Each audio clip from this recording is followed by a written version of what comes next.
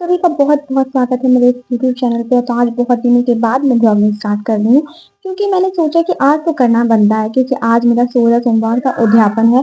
मैंने ये सावन मास से स्टार्ट किया था और कार्तिक में जाके इसका उद्यापन पूरे 4 मंथ तक ये व्रत चला था।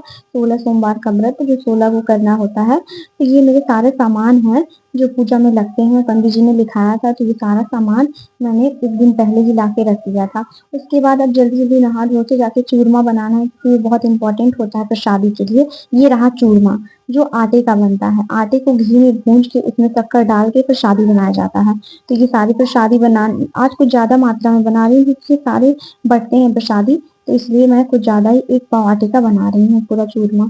उसके बाद ये सारी चीज़ें करके मैं मंदिर चली गई थी। जैसे 16 सोमवार का व्रत करते हैं आप, तो जैसे हर सोमवार की पूजा करते हैं, वैसे ही 17वें सोमवार में भी मैंने उसी प्रकार भोग लगाया, उसी प्रकार पूजा वगैरह सब कुछ किया यहाँ पे। और एक्स्ट्रा में मैंने यहाँ पे जितना, अगर आप जनेऊ वगैरह नहीं भी चढ़ाते हैं, तो फिर भी आप लास्ट में चढ़ाना है। यहाँ पे धोती गमछी मैंने भोलेनाथ को अर्पित किया है। उसी प्रकार पार्वती मैया को भी वैसे ही विधिवत पूजा करनी है। पहले नहला-धुला के उनका सारा श्रृंगार किया, उसके बाद चुन्नी से उनको चुन्नी पहनाया, उसके बाद फिर सारा जितना श्रृंगार का सामान था उनको चढ़ाया।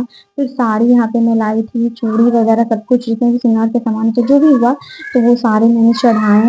ये सारा बाद में पंडित जी का हो जाता है, लेकिन जिसको जितना आपको सामर्थ्य है उसके अनुसार आप चढ़ा सकते हैं। बहुत से लोग बहुत सारी चीज़ें चढ़ाते हैं।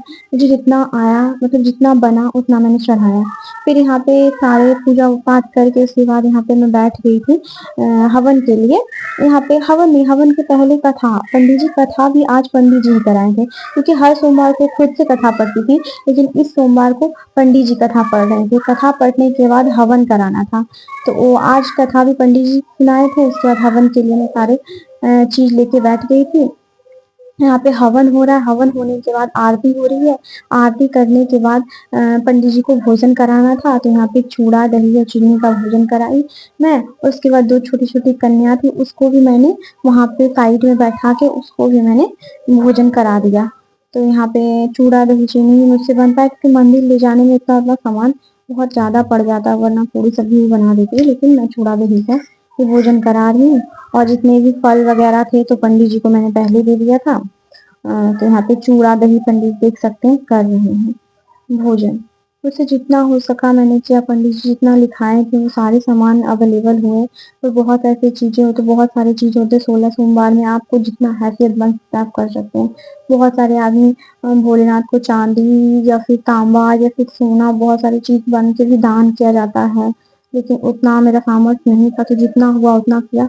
और जिसको नहीं होता वो सिंपल एक ब्लाउज पीस और एक गमछी देके भी करा सकते हैं। तो मुझसे जितना हुआ तो उतना मैंने किया। तो यहाँ पे पंडित जी देख सकते हैं खाना खा रहे हैं। उसके बाद पंडित जी को खाने के बाद मैंने दक्षिणा दिया। उसके बाद मेरा पूजा कंप्लीट हो गया।